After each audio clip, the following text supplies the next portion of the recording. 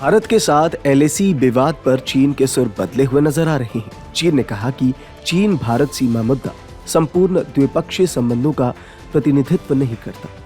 इसने गलतफहमी एवं गलत निर्णय से बचने के लिए दोनों देशों के बीच आपसी विश्वास बढ़ाने का आह्वान किया है। भारत कहता रहा है कि जब तक सीमावर्ती इलाकों में शांति नहीं होगी तब तक चीन के साथ उसके संबंध सामान्य नहीं हो सकते।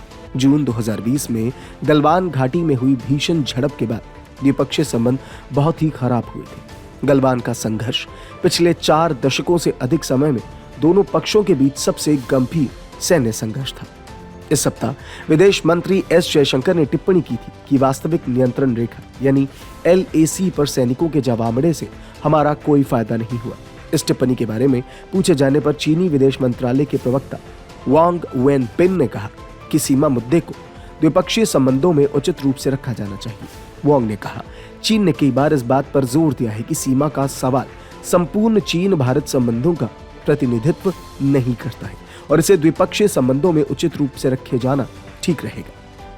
जयशंकर ने सोमवार को एक चीनी राजनयिक के सवाल का जवाब देते हुए कहा था कि मुझे लगता है कि हमारे साझा हित में है कि वास्तविक नियंत्रण रेखा यानी एलएसी पर इतनी अधिक सेना नहीं होनी चाहिए। जयशंकर ने कहा था, यह हमारे साझा हित में है कि हम उन समझौतों का पालन करें जिन पर हमने हस्ताक्षर किए हैं और मेरा मानना है कि ये न सिर्फ हमारे बल्कि चीन के भी साझा हित में है। उन्होंने कहा था, पिछले 4 वर्षों से हमने जो तनाव देखा है उससे हम दोनों को कोई फायदा नहीं हुआ। वांग ने अपने जवाब में कहा, चीन और भारत दोनों का मानना है कि चीन भारत सीमा पर स्थिति का शीघ्र समाधान दोनों देशों के साझा हितों को पूरा करता है।